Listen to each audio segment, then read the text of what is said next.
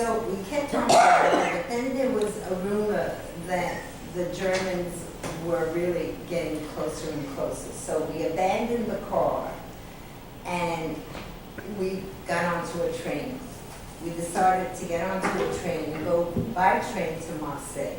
Now there were also rumors that the Nazis knew that a lot of refugees were getting on trains from Belgium, escaping Belgium and going towards France, and that they were stopping the trains and taking people off the train. So we said, we're going to take a chance. So we get on this train, and a lot of Jewish families, husbands, wives, and children. And now my mother has a lot of jewelry and a lot of money. And we're afraid if the Germans would stop the trains, get on the train, and do a search. So now we're on this train. My father has the money, my mother has the jewelry. What would you do if you thought the Germans were going to come onto this train and search you?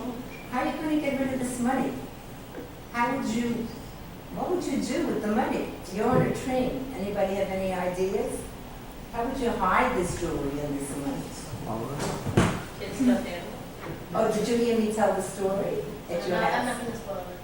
What? Put it in something maybe, or maybe stuff it. Yeah, where would you put it? Maybe in your bag, or You can't. The Germans would come in, they would come on the train suddenly and say, maybe hide it in something let in your me bag. look at your bag, let me look at your backpack, let me look at your pockets. Then they would go like this, like you go to the airport.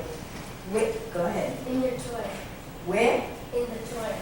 The toilet? Toy. In a toy? And your toy that you took. Very close. Very, very good answer. What do you say? Mattress or floorboards?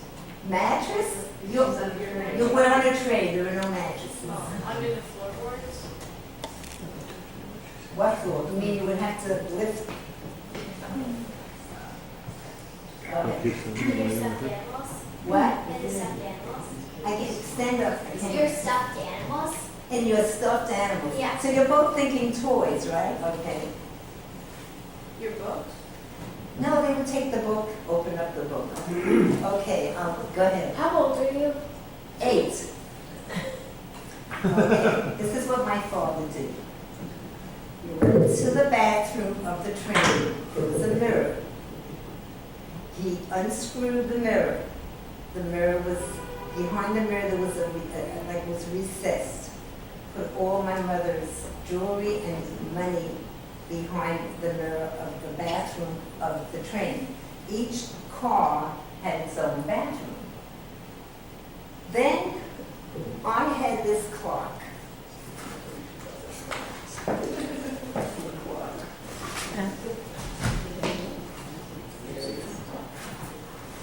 This was one of my favorite things I took with me. It's a Snow White clock. With Snow White and the 7 dwarfs and Snow White in the middle. And it had glass here. So my father unscrewed this, and he put my mother's jewelry behind the toy. That's why we were very close. And some of it was there, my mother's engagement ring, her wedding ring, some earrings, her pearl necklace, whatever she could put in there.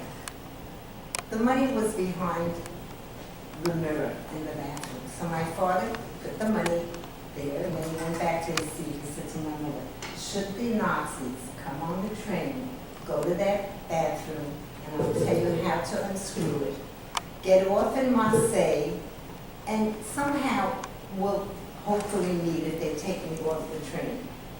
And he said, go to the post office and put a bulletin on in the post office where you're staying, if you were staying at a hotel somewhere.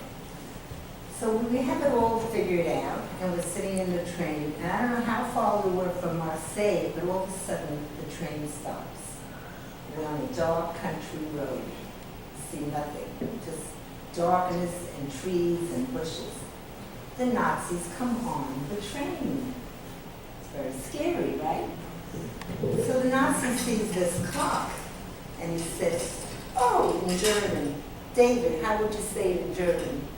Sehr schöne Yeah, I know. He says in German, sehr schön for my kind, for my child. My little girl would love this clock. So I say, oh, you can have it. And my mother says, no, you don't want to give this clock away. I said, no, you could buy me another one. So she says, no, you can't get these anymore. So I said, but he wants it, this little girl.